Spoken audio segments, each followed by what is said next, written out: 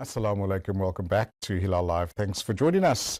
We continue the theme of Women's Month and panel discussion in studio. I'd like to introduce my guests. First up, Brother Igshaan Higgins, who's an attorney. Assalamu alaikum. Wa alaikum salam to yourself and to your viewers. Jazakallah so much. And then also, no stranger to Hilaal TV, we've had this young lady on before, and but in a different capacity now. Tania, Kleinhans, who's a community leader and an activist. Good evening and welcome. Thank you for having me. My pleasure. Thank you so much. Igshaan, you've interacted with Tania on many occasions. You're also part of the Cape Heritage Museum, where our indigenous people, culture in South Africa gets discussed on a regular basis. What's been your interaction with our phenomenal Woman of the Month? I think yes, my interaction with Tania goes way back. Okay. In the time when we fought for people to return back to District 6. Right. And I was the attorney for the Beneficiary Trust. Okay. And Tania was one of the activists acting for a whole lot of the claimants. Okay. And of course, we worked together during that period. Some not so nice times, and of course, until we found each other in terms of working towards getting people back to District 6. Right. And I mean, Tania, up till today, is still involved in that process. And I mean, that's an ongoing process. Gotcha. But of course, when I opened the museum, the Cape Heritage Museum, we acted in accordance with the equality clause in the Constitution, Section 9, where everybody is equal under the law, Right. in terms of race, origin, and all those things. And of course, Tania has been an activist within that space, Right. of getting what is due to the original people of the Cape, Gotcha. the first people. And that includes land. I mean, at the time they were deprived of land, cattle, and other resources. So of course, Tania worked with the museum in terms of highlighting the plight of people that has lost such a lot due to colonial conquest. Brilliant. Well, I'm sure there's so many other stories we can go into, but if you have to define the work that you do, Tania, what has been some of the major projects that you've been involved with, and maybe some that are still going on? Okay, initially, I see myself as a cultural protectionist, speaking for the rights across whether gender equality issues. For us, it's restoration of land, economic, cultural, and social rights. Mm-hmm.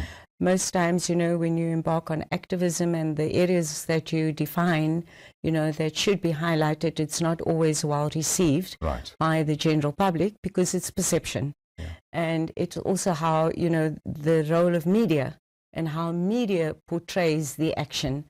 And it was not easy. You are so right. There's litigation involved, but I must say that we've made significant strides. Brilliant. Have there been success stories? I mean, are there stories to report that where you've gone into litigation and you've, managed to, come up ahead? Well, yes, definitely. I mean, one of the success stories which is celebrated very recently was the commemoration of Kritoa. Okay. And, September 2015, I mean, we led a process at the time which against the city of Cape Town.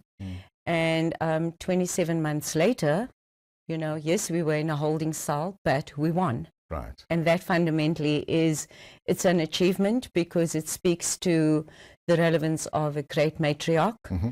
And I think that would definitely go down as a thumbs up for us. Yeah, if I also say that the Cape Heritage Museum, we give major recognition to the Khoi and the San people and their contribution to the modern day South Africa. Right. And also their interaction with Muslims that came from Southeast Asia and other places. Gotcha. And I think through my interaction with IRASA, specifically Chief Tania and Chief Greg, I understood, why it is important to have that type of, let's call it collaboration or unification of the Muslims of South Africa and the original people, the first people of the Cape. Right. Because they obviously intermarried. Of They had course, children absolutely. together. Yes, And we are all products of that particular interaction. right. So Tania- therefore, I ended up having my whole first room of the museum Dedicated to dedicated to the Brilliant. Kleinhans. I think that's so amazing, and I just briefly squizzed through it. There's so much you can get engulfed Yes. in the information Yeah. and the displays that are there. But Tania, I want to ask you, is there enough education around your plight, your cause, and your need? Do people in South Africa fully understand what you've been trying to tell them for so long? Look, there are principles, there are declarations, there are conventions, there's the I-169. South Africa obviously has not ratified all of the rights afforded to Indigenous peoples because we have, this melting pot of, we're a diverse society in terms of race and religion. But there is still an accountability. South Africa has not met the full requirements of the United Nations Declaration on the Rights of Indigenous Peoples. Now, given the fact that it's Women's Month, I mean, on the 8th of March every year, the United Nations celebrates World Women's Day, Yeah. International Women's Day. So last year it was peace. This year it was peace, sorry. Next year it's about empowerment. But if you look at the SDGs and you look at Goal 5, which speaks about gender equality, there are huge gaps when it comes to protection. We still live in a very patriarchal society. Gotcha. A lot still needs to happen when it speaks to women across all races to advance them in terms of land rights, getting them into the economic and development sector, even health. So it's these dynamics, education as well, that we see the impact that it has, because we are a very race-guided society. No, I fully agree with you there as well. Igshaan, from a legal point of view, looking at the questions that needs to be answered from, Tania's point of view, and also the indigenous culture or indigenous people that need to be compensated to a large degree. Where does the law stand on that? At the moment, there is a bill before Parliament. It has been the subject of a whole lot of debate and queries. But I do believe that, the government does not have the ability.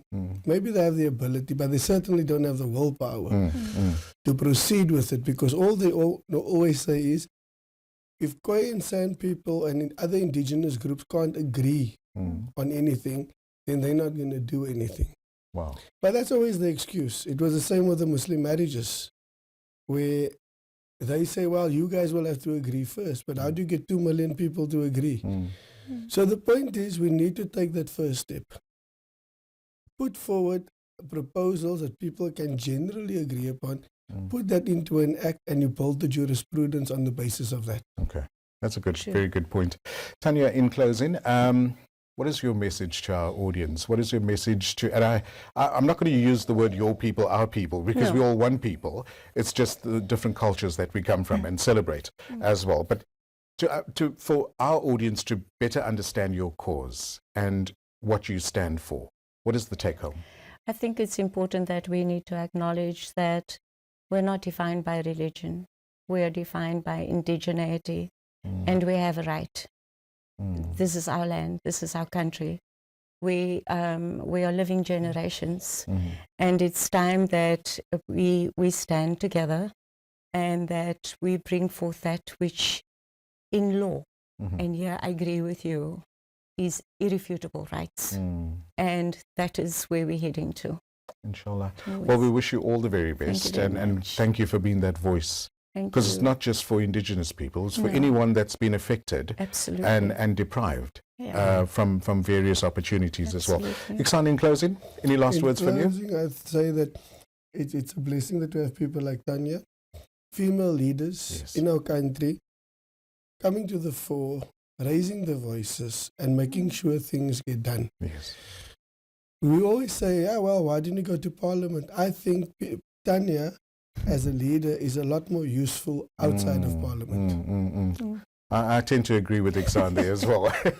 And I don't think you'll have the patience as well. I wouldn't. Ladies and gentlemen, thank you so much for joining me in studio. We look forward to our next discussion. Inshallah, have a great evening. Thank you.